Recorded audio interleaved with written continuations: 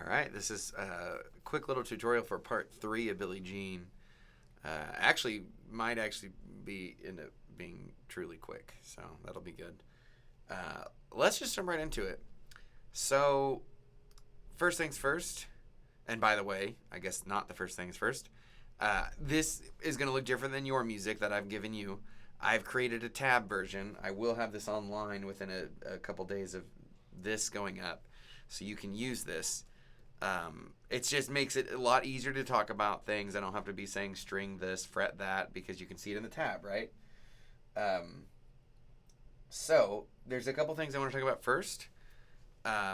First things first is pizzicato, pits.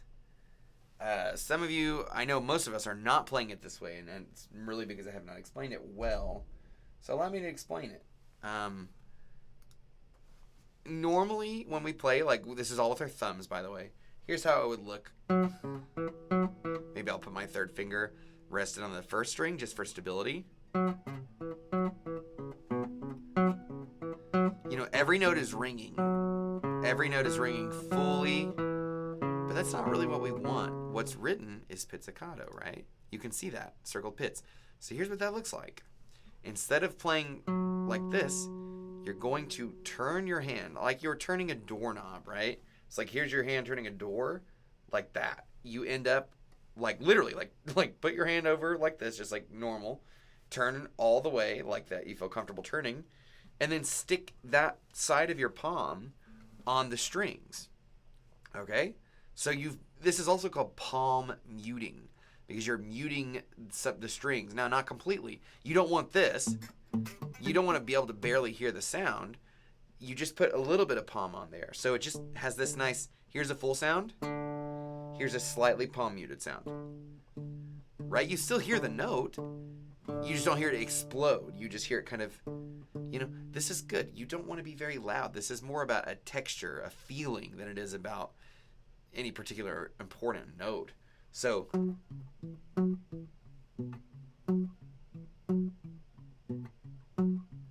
compare that to this. Two entirely different feelings.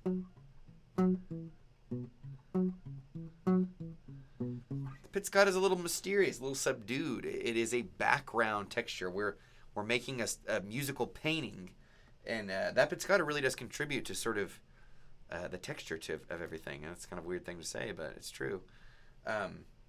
So let's talk about the left hand a bit. Now, I'm going to go ahead and write, actually, the fingers you should be using. You should be using your pinky for every fourth string, fourth fret note, and your ring finger for every fifth string, fourth fret note, your index finger for every second fret note. Well, and I guess once we've covered those three things, you pretty much have what you need. I know you're going to want to fight me on this, but I'm telling you, hopping is not good. It is infinitely easier to split that labor up between your ring and pinky fingers than it is to hop, hop, hop, hop. More motion equals bad. How many of you, when you're walking down the hall, do you just like hop like a leapfrog 3 times in a row? This is not. If you wouldn't do it in the hallway, you shouldn't do it on the guitar. So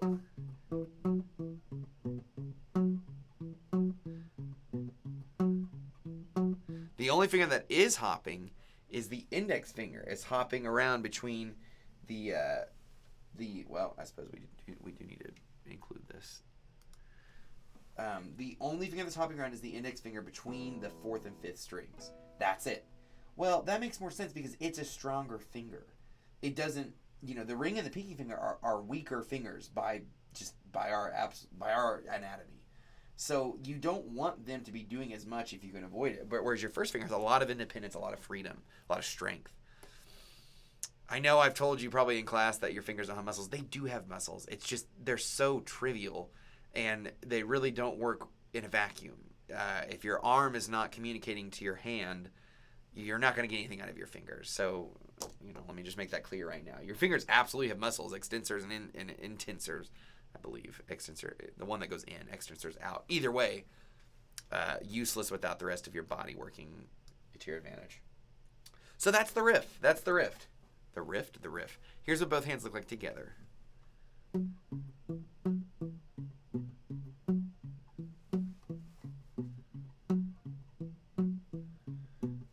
This is mostly what you're going to be doing in this song. So at tempo, this tempo for this song is 120. We might play it more like 100, but let's just feel it out.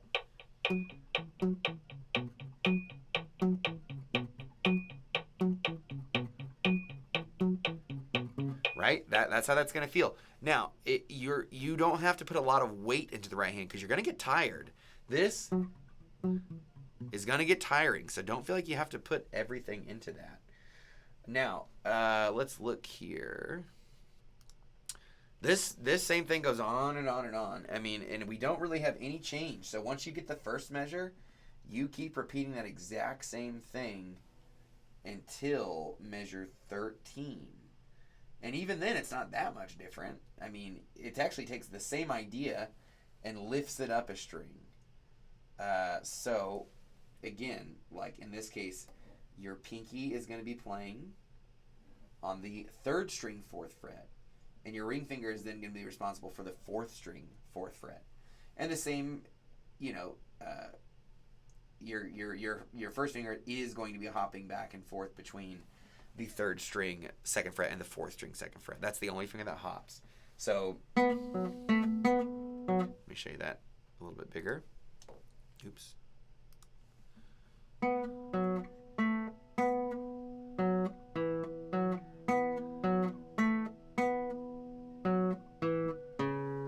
then that's where we are about to rejoin with the main riff.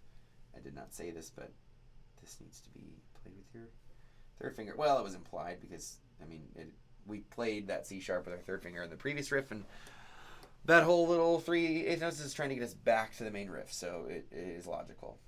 Yeah, so both hands would look like this for that little bit at 13.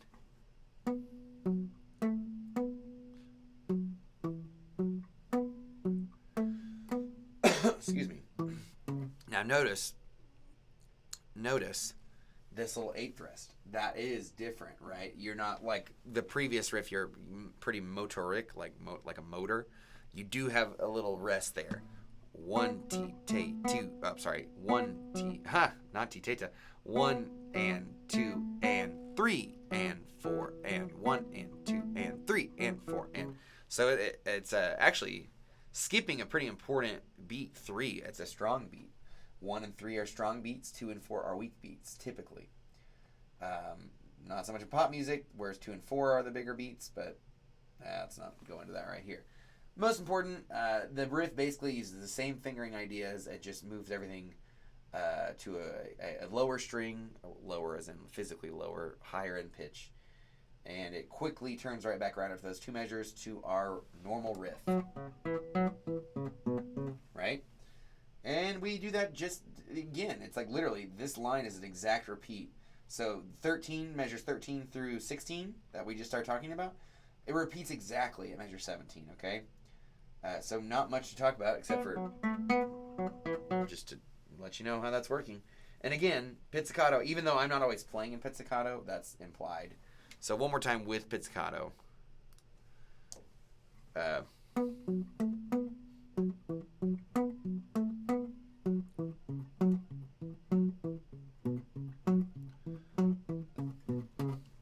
Now, we are going to keep doing this, I mean, until the letter C. That's like our only break. I mean, our only break in this whole piece is letter C. I mean, if we just look, oh, you can't see. If we just look on, it becomes pretty obvious and clear that the rest of the song is the exact same thing. So once we discuss letter C, we're pretty much home free. So letter B starts out much like A, and then just also hits that nothing new. You're really going to be counting and looking and watching me so you catch those little changes.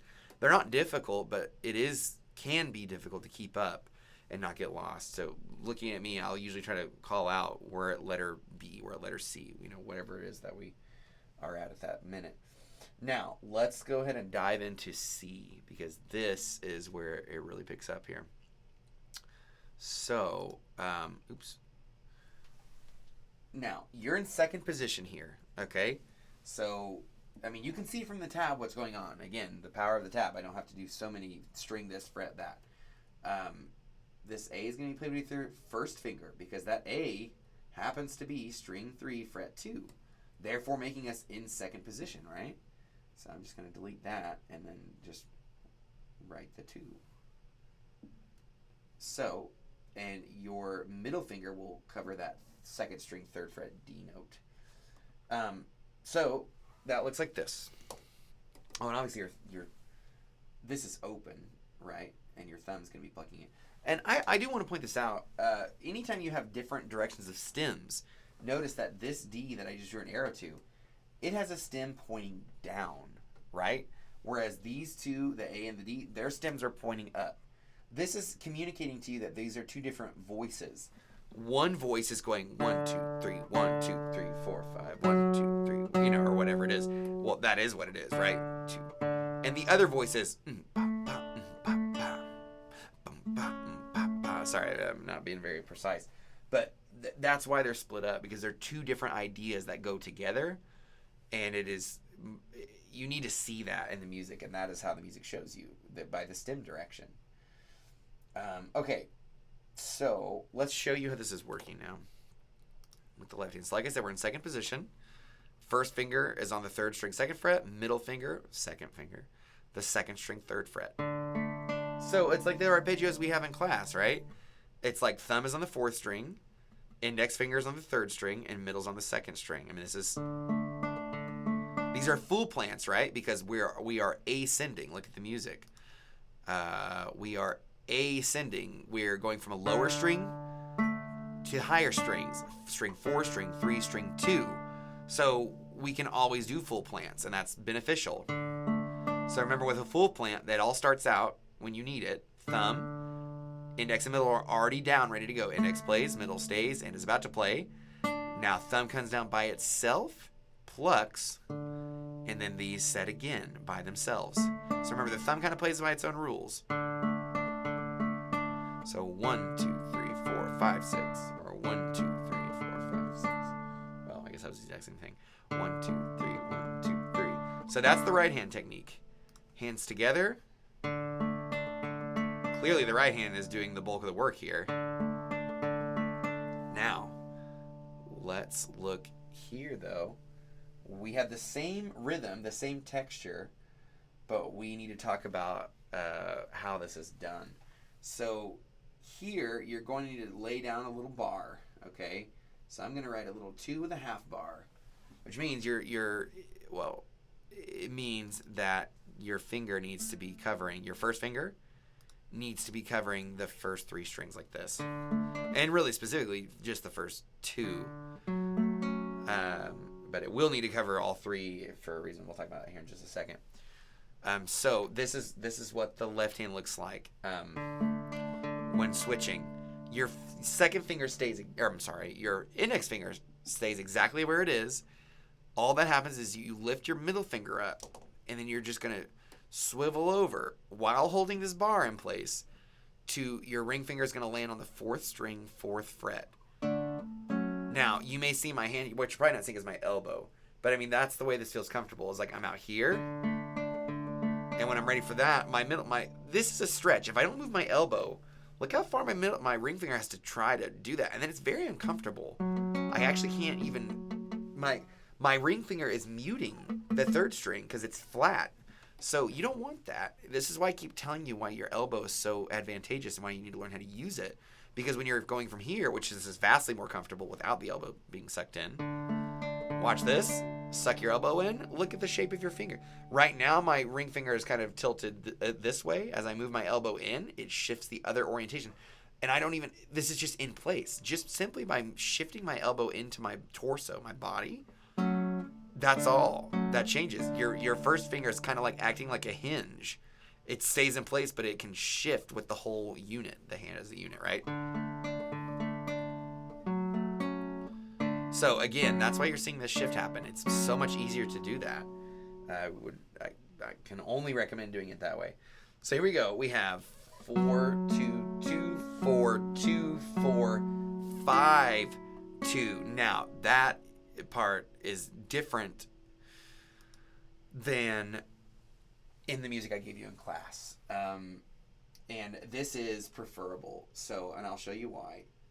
Again, guys, I know we're taking a lot of time on this little bit, but because this part is the only truly different part in the song, let's take all the time we need on it, yeah?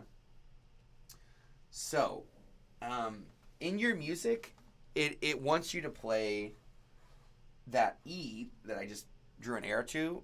You can't see it very well, can you? It wants you to do that open. And so if you did, the tab would look like this. It would just be normal on the second string, and there would be a 0 here. Oops, I'm sorry, I did that in the wrong spot. This 5, I'm sorry, because the 5th fret of the first string is equivalent to the open first string. So it would look like this. And here's the reason why that's problematic. Now, I can do it, but should you do it? No, you shouldn't, and here's why. It's overly difficult. So to keep our half bar, remember a half bar is strings 1, 2, and 3, all being covered by the first finger, the index finger. This works beautifully. You don't need to move your first finger where it is still perfectly fine where it is.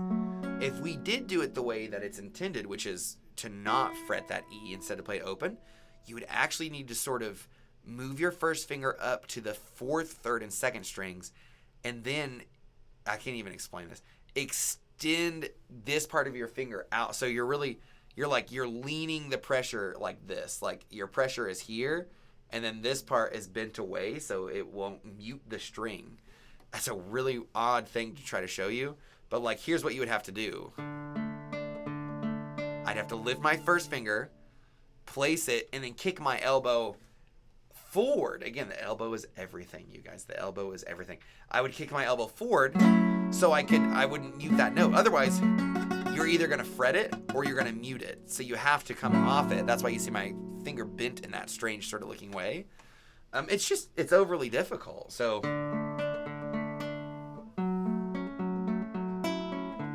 like I said, I can do it. And you could probably do it too, but I mean, what's the payoff? Like, what are we gaining? You know, what's the point? You know what I mean? You don't need to work that hard. Just instead of doing that, use your pinky for the 2nd string 5th fret. So it'd be like, you don't have to do anything funny here. All you have to do is be ready to put your pinky on the 2nd string 5th fret. It wants to go there anyway. It's in position. There's really no reason not to. The only benefit of doing it this way, the hard way, is that that's a really beautiful sound, a nice ringing sound. And guess what? There's so much other stuff going on, no one will even notice that you crafted that beautiful sound. It will go unnoticed, and therefore it's just unnecessary to do it. So again,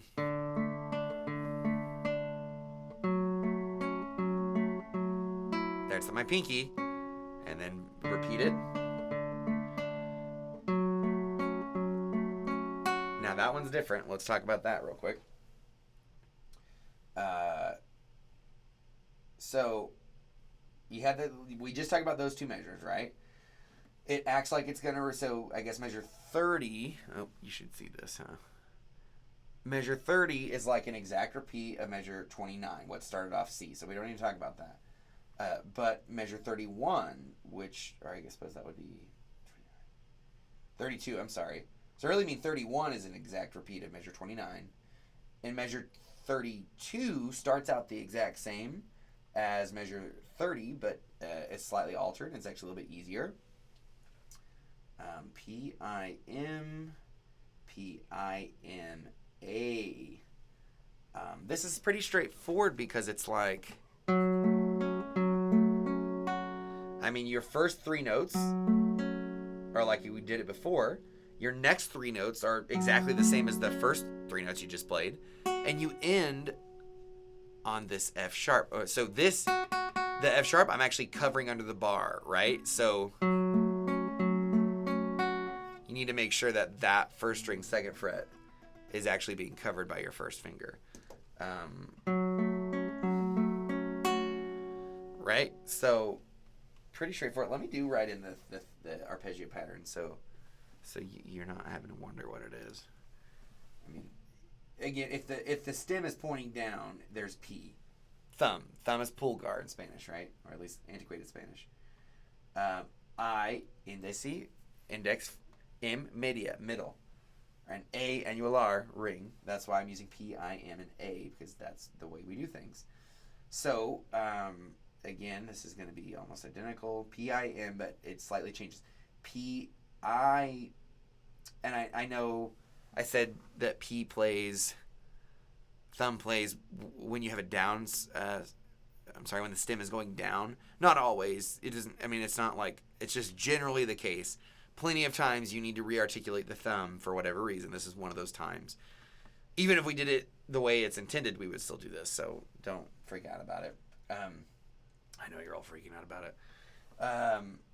Yeah, and then so P, I, P, and then M, I, because we would normally use A if we were going to play this open, but we're not going to play it open. We're going to play it on the second string, 2/5, so we should use our middle finger because that's what it's set up to do. And of course, we will end on the second string, second fret with I. And this will basically repeat. So we've kind of covered, let's show both hands. Here we go. So we have P, I, M, P, I, M, change the chord, P, I, M, P, I, P, M, I. And those M, I, that's on the same string, second string. So P, I, M, P, I, M, P, I, M, P, I, P, M, I. And then it repeats, P, I, M, P, I, M. And then here we have that slightly different one. P, I, M, P, I, M, A. Notice, on that one, I set all three fingers for a full plant. I went, boom. I set the third, second, and first strings, right? Because you need them all, and this is part of a full plant. Again, we are ascending, right? We are ascending from the lower string to the upper strings in terms of pitch. So that's when you use a full plant. Use it to your advantage. You descend. When you descend, it's sequential, right? It's one finger and then the other. Well, these are all ascending, so you should be able to fully plant. Now, we're under the first ending here. Let's get just the iPad. Oops. So the first ending starts out just the same.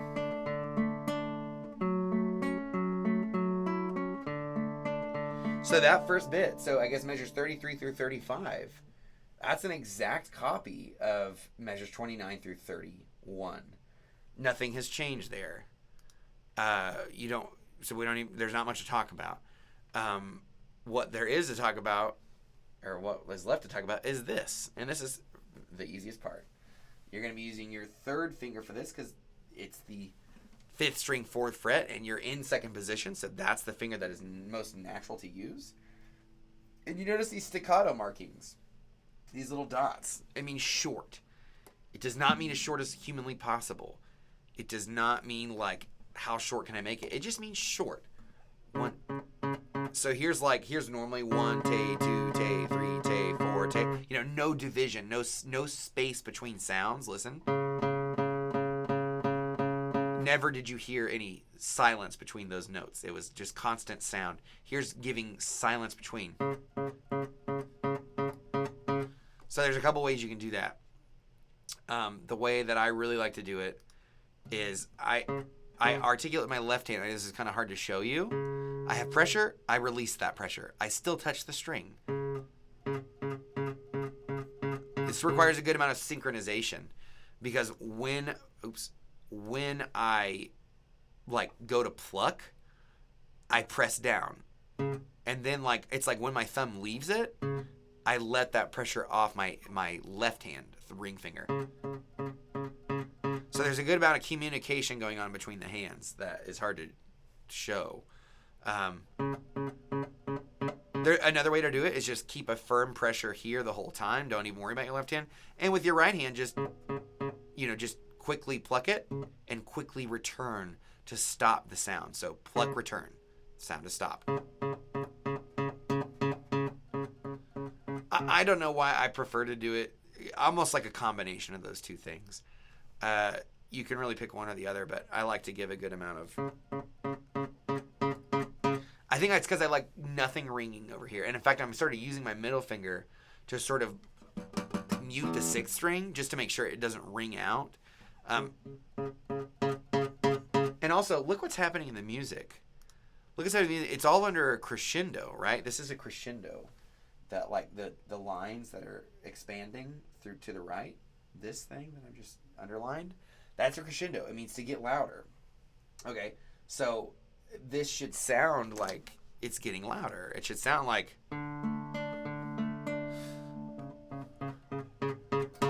Right? It needs to be bum, bum, bum, bum, bum, bum, bum, bum, bum. You're building to like an important moment. So...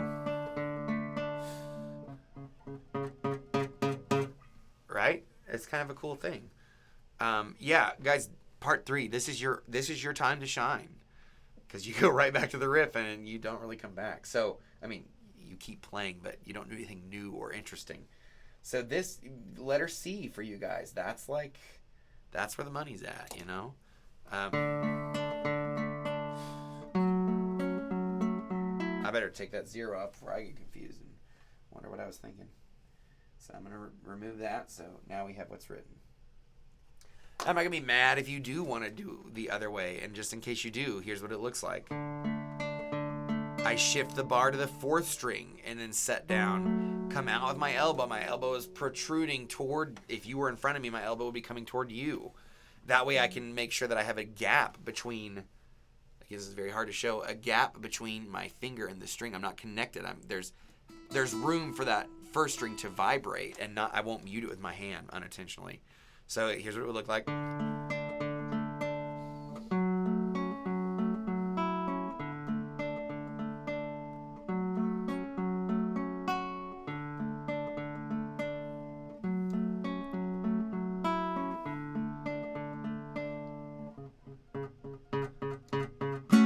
Right? Actually, sorry, I'm just about to go on to part 2. You're in part 3.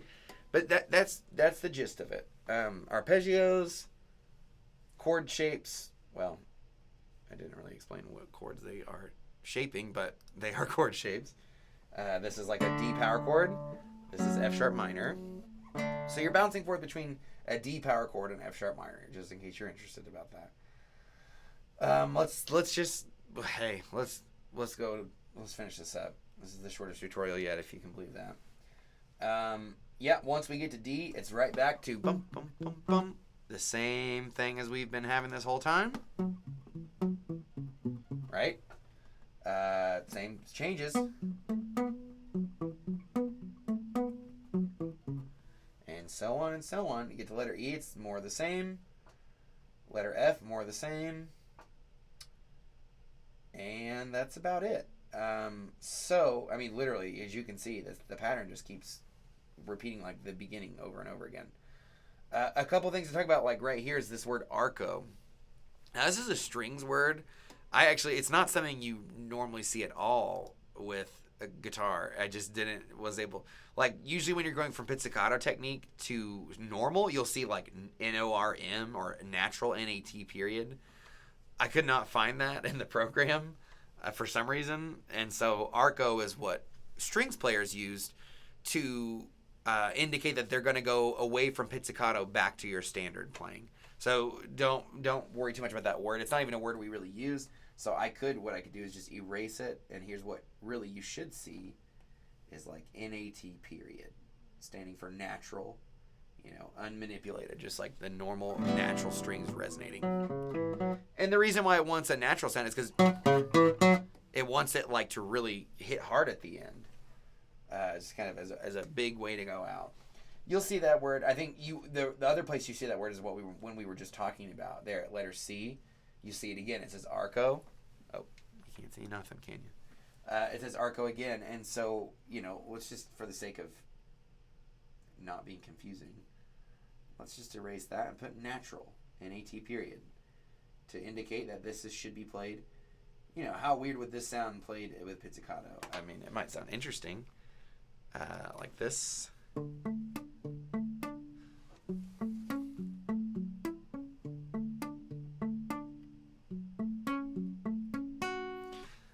Yeah, it sounds neat, but like it needs to be more present, and that's why they want you to stop playing pizzicato there. Yeah, there's really not much more to talk about. I mean, in terms of just like pure technique, we sort of covered our bases. So I say we should just play it here together. The hardest thing to do is going to be to come back to that repeat sign, which I'm right now just trying to understand if that's even in the right place. I believe that repeat should be going back to B, not there, so I might need to fix that. You know what? 1 second.